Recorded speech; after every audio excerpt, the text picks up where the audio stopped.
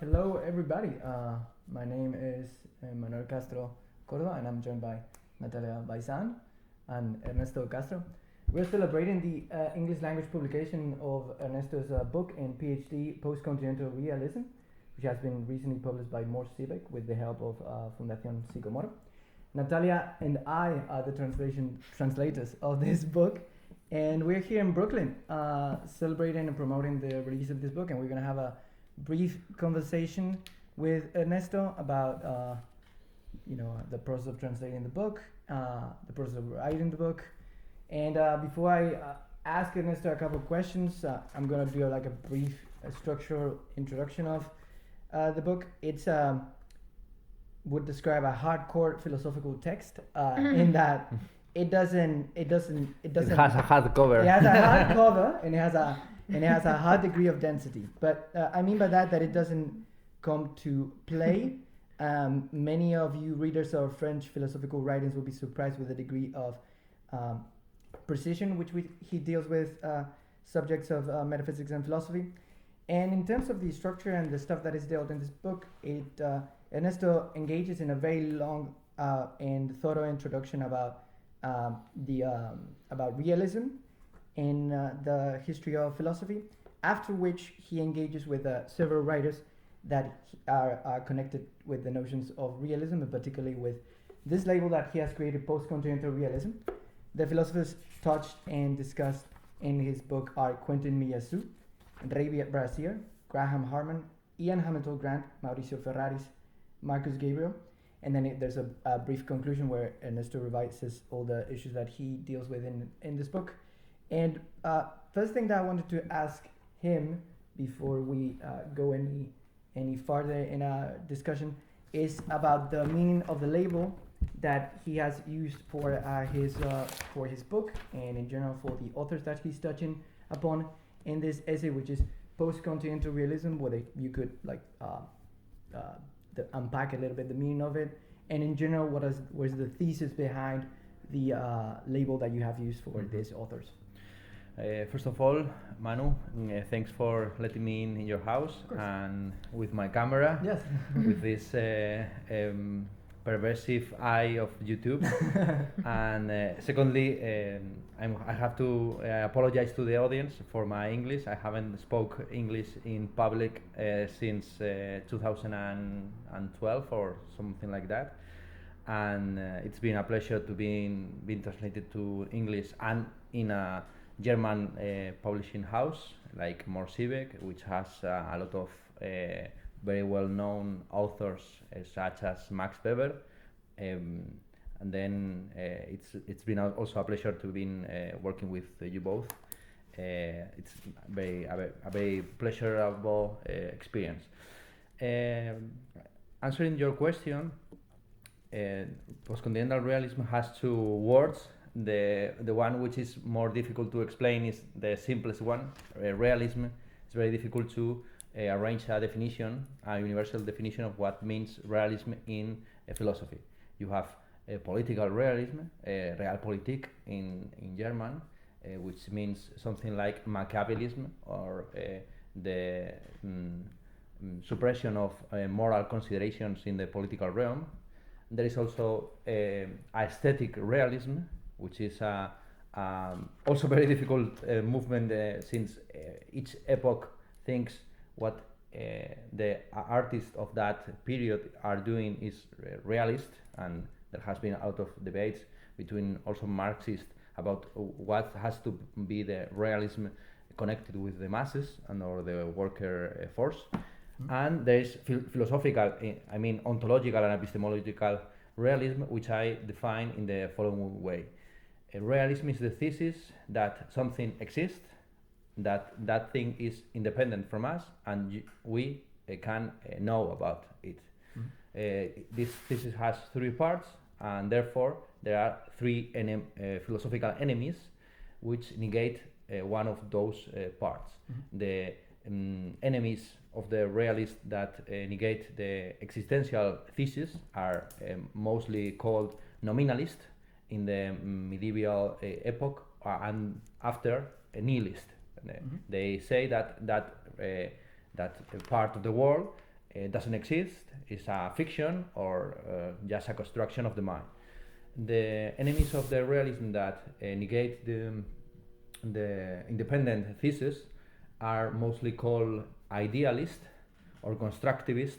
They say, okay, this part of the world does exist, but it isn't independent from us as being we humans, we animals, we divine creatures with God. It's very difficult to restrict which is the length of that us.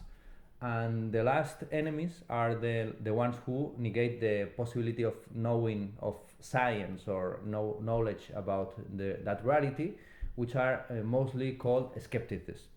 And what I analyze in this book, mostly in the very long introduction and then in the conclusions, are two main topics which has been the center of the realist debate since medieval times till Kant and Heidegger, which are the topics of the existence or not of the universals and the world. The debate about the universals of the general concepts, with which we know the world, is a debate concentrated in the medieval times, and the debate about the existence of the world is a topic of the modern philosophy from Descartes till Kant. And what I do in the conclusions is see if these realists, these six realists, Graham Harman, Quentin Meillassoux, Ray Brassier, Mauricio Ferraris, Marcus Gabriel, and Ian Hamilton Grant, are really realists or not. And I also have this concept of post-continental philosophy, which refers to a form or style of making philosophy which goes further than the distinction between continental and analytical philosophers, which is a distinction based on the three parts of the Kant critique of pure reason. In Kant, in that book of Kant, you have the aesthetical part, the analytical part, and the dialectical part, and from these three parts have come the three continents of philosophy in the 19th and 20th century, which is the dialectical or Marxist materialist strand or flow of philosophy, movement of philosophy, very linked with the US, the URSS, and there is also the continental or aesthetical movement of philosophy, which has been also placed in Germany and France mostly, and then you have the analytical part, which was born in Austria mainly, but after the Second World War was developed in the English-speaking world, and that will be my general presentation in a very bad English.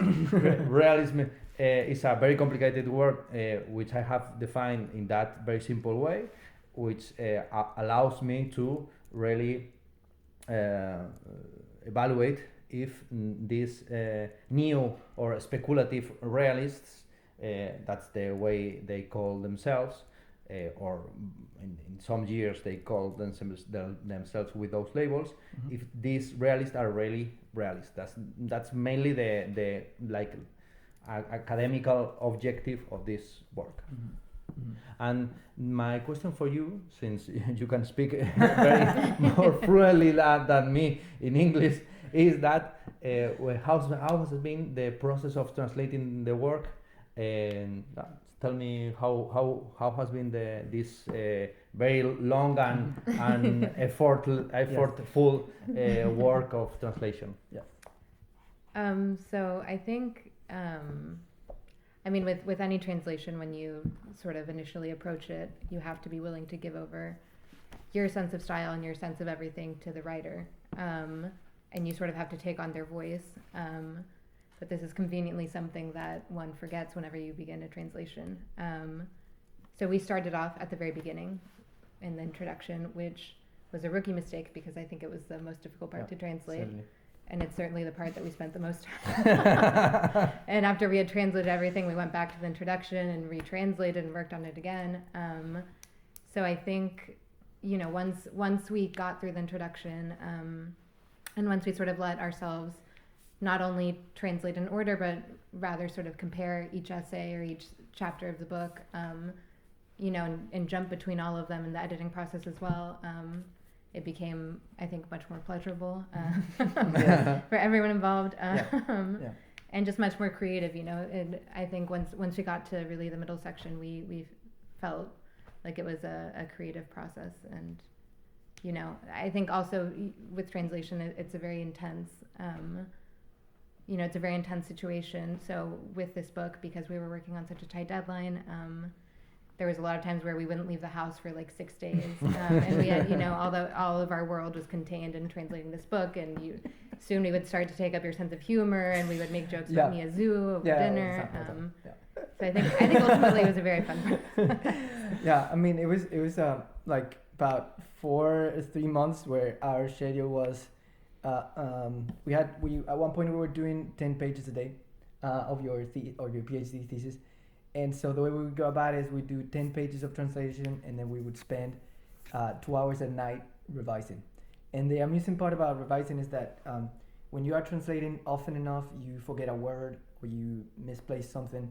And so the way we would do the translation, the revision of the translation, which we would do every day, 10 pages, we would translate 10 pages and revise 10 pages, is that one person would read from the original in Spanish, and the other person would be with the translation checking it.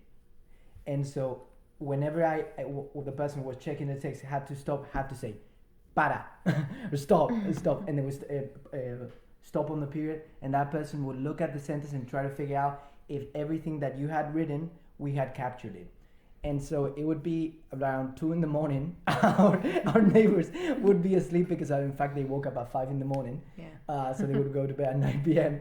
And you would hear my voice or Natalia's voice reading your book out loud. So there was just this funny situation where we got really acquainted with your book because we had to, we read it because we were translated, then we read it out loud, and then we managed to get it all. But yeah, it was and then we edited it. And then we edited a third reading. Oh yeah, we did a third reading at the end where we revised it all. Yeah, it was pretty thorough. It's funny what you say, since I didn't wrote the book in chronological order. I wrote first the chapter on Ian Hamilton Grant, which is I think the easiest one. It's the easiest author, and it's the easiest chapter of the book to be read. It is also the shortest, I think. And then I try to work up the curve of difficulty.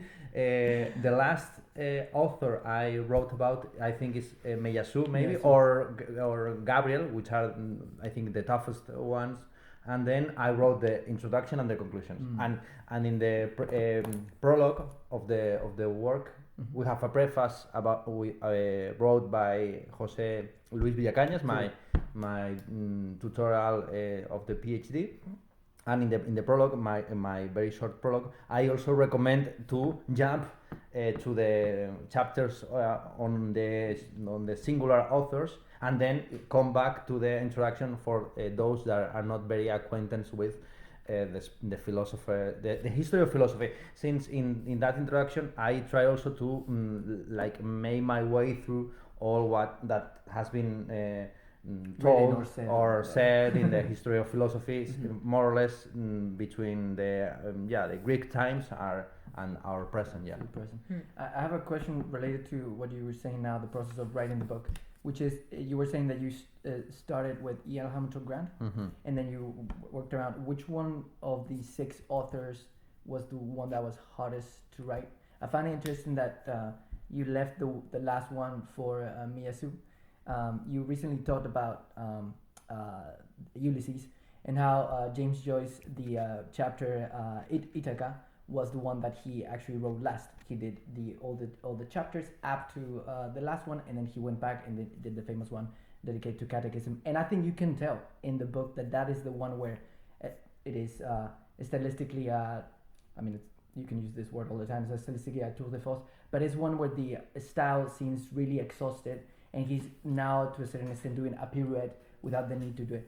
And I was just interested in that, to a certain extent, you left what might seem to a lot of people as the hardest author, Miyazu, for the last one. Which one of them did you Yeah, think? I think Miyazu is the hardest one since he hasn't published the full work. Right. What you have to read is like pirate copy of his PhD thesis made in 1996. And since then he has been correcting this work. If you had a tough time correcting my PhD, think about Miyazu, who has been correcting this work since you were born, Yeah, more or less. yeah. Yeah, you were born in 1994, and Since Zelda Ocarina of Time. Zelda, they're gonna do the remake of Zelda Ocarina of Time, and he'll still be working. Yeah, sure. On his PhD. And in all the chapters, I make a short introduction, a historical introduction to when I talk about Maurizio Ferraris. I say, okay, which is the situation of philosophy in Italy. When I talk about Marcus Gabriel, I also do the same thing with Germany, and the two countries more difficult to do that kind of review, of historical review, are France and the US. Since in France and US the historical the history of philosophy is so absurd and big, Vast. vast. Yeah. I will say that it's impossible to review it. And then in those two authors, in Graham Harman chapter and in Koichi Miyazu chapter, I get into the philosophical topics right away. It's and that's the particularity of those chapters. Graham Harman has been the one with which I had with whom I had the biggest connection. You translated also an article about Ortega from him, and it's a very nice guy. He's very relatable. While Koichi Miyazu is a very eremitic figure. Yeah. So I will say the toughest one and also the most interesting one is Miyazu, which is a genius of the contemporary philosopher, comparable to Descartes or Heidegger, but the one who has done the most to make post-continental realism likable to the masses or to the academic world, and outside the academic world is Graham Harman. Yeah, those are the two. I also like Ray Brassier. I think Ray Brassier has also the particularity of having like 3 or 4 moments of his development in which he has published articles in different ways. So yeah, Ray Brassier is like 3 authors in one. Graham Harman is the one who has done the most for the movement, and Koichi Miyazu is the inspiration of everything. From Koichi Miyazu is from whom the label had taken up. Take off. So my second question is, you both have been working in art and literature fields. How has been this connection with academic work, and also the difficulty or not from translating to English from originally Spanish work? The when it comes to translating to fiction and philosophy, I think it kind of starts with the relationship that you have with the author. It strikes me that philosophers have a relationship to the words they write and to the authority that they have over their text, which is different from fiction writers.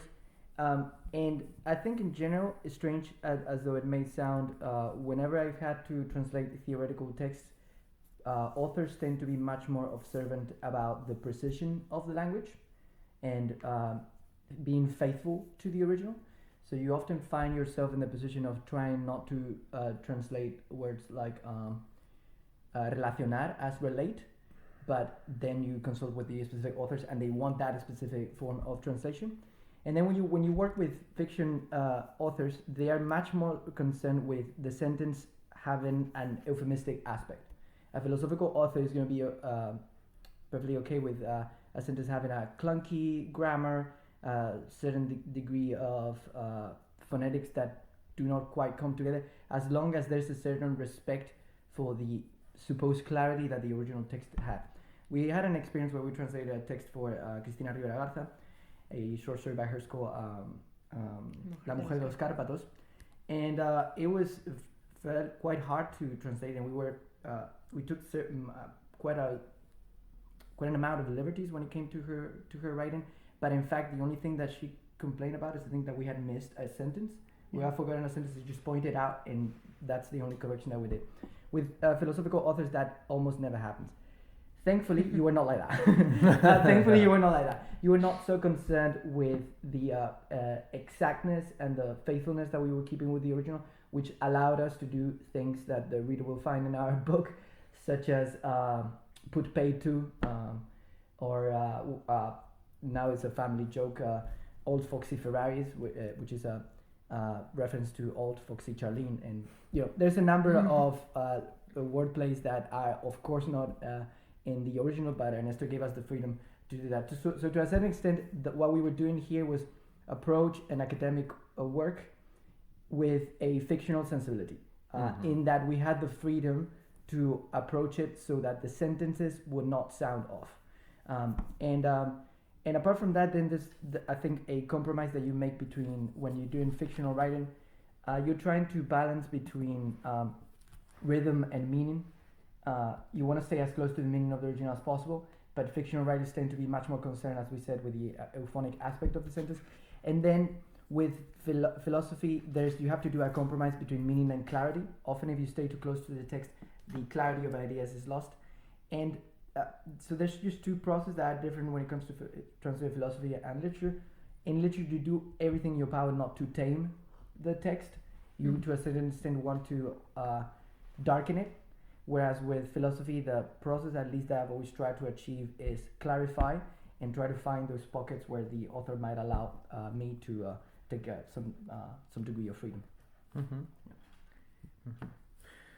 That's funny, since I have learned a lot writing and revising the book. I wrote it first in 2018 for the PhD, and then I revised it to being published in 2020, just before the pandemic stroke, and there's also been a revision of all the errors in the following years, and that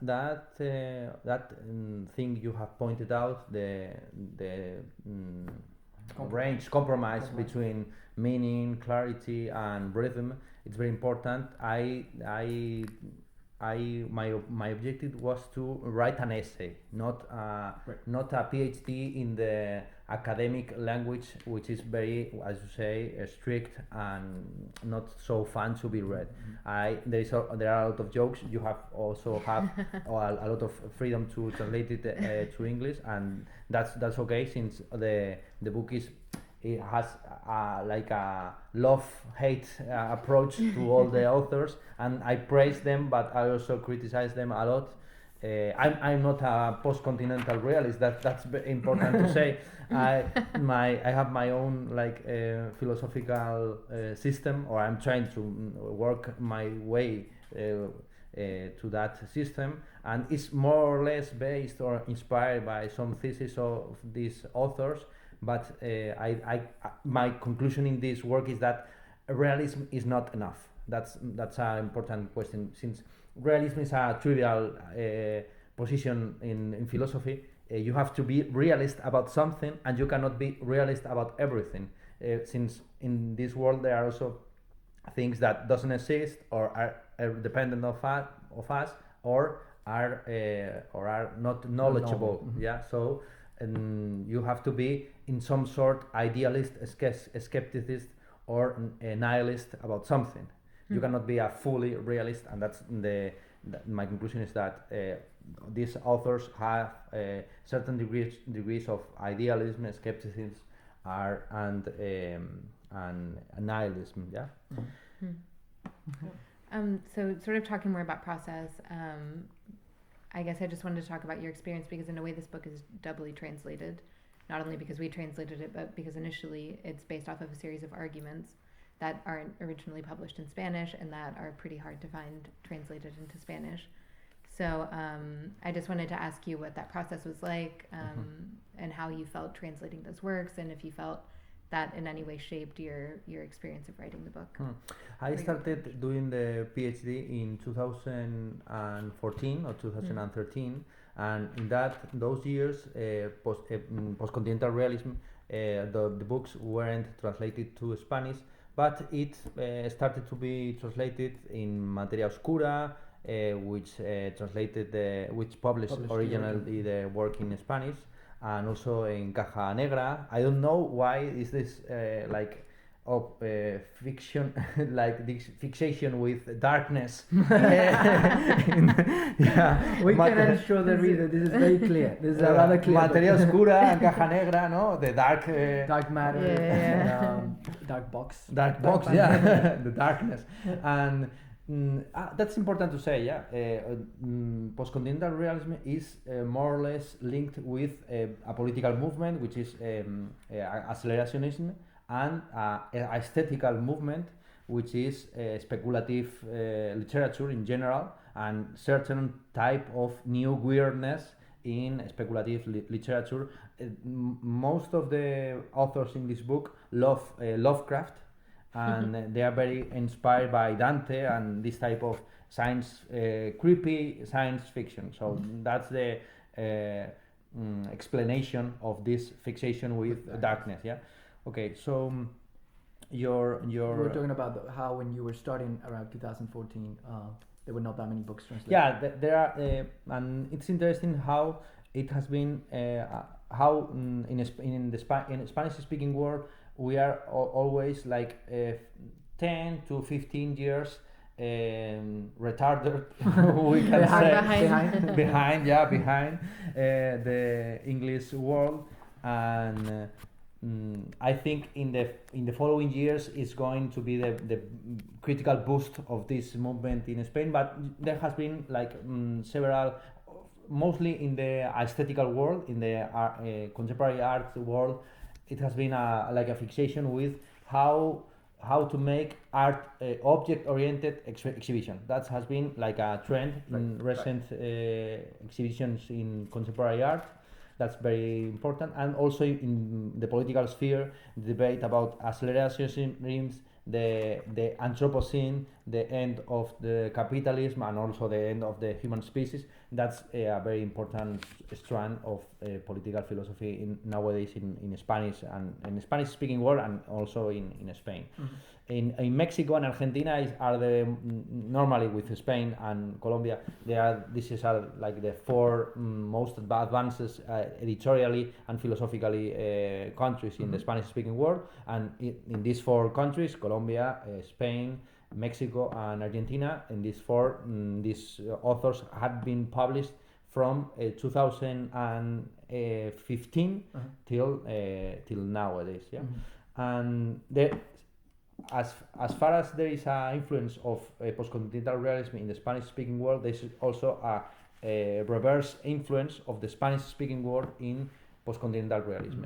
You have translated this article of Graham Harman about Ortega, in which he says that Ortega is one of the most influential philosophers, with Javier Marías, a disciple of Ortega, and also it's very important the thesis of Xavier Zubiri on essence. Xavier Zubiri has a book translated to English on essence, in which he differentiates between essence, which is historically and not completely based on substance. That distinction between substance and essence is very important on the debate about general concept of the universals.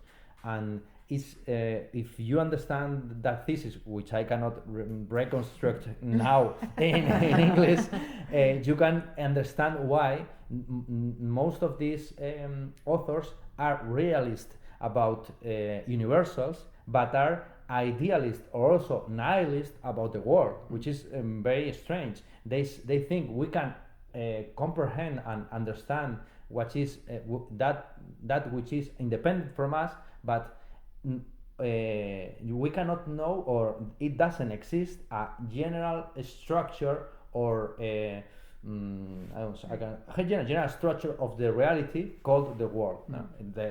The famous thesis about Marcus Gabriel. Marcus Gabriel, the thesis is that it all exists except the all, yeah, except the sum of all the things. They use a lot the arguments. Cantor and Bertrand Russell's paradox is everywhere in the book. Yeah, so that's more or less the answer to that question. So I guess after many hard and difficult months of translating this book, the big question is that you take various jabs, or you sort of tear down a lot of these authors, and then you sort of rebuild some of them. But we were wondering if there was, whose world or whose system do you think holds water the most? Yeah, I think Quentin Meillassoux is the one who has the most strength, and also Marcus Gabriel is the one who has published several works in several fields, which has hold the water, as you said. Those are the two most influential ones: Marcus Gabriel and Quentin Meillassoux. And my question for you is: now you are based now in Brooklyn. You have moved from translating to tutoring and the film industry. Which is your future as translators or people interested in philosophy, literature, film, whatever? Yeah, we're just trying to move a bit into the American publishing industry. We have kind of informed you of the jobs that we have at the moment and how they could be better.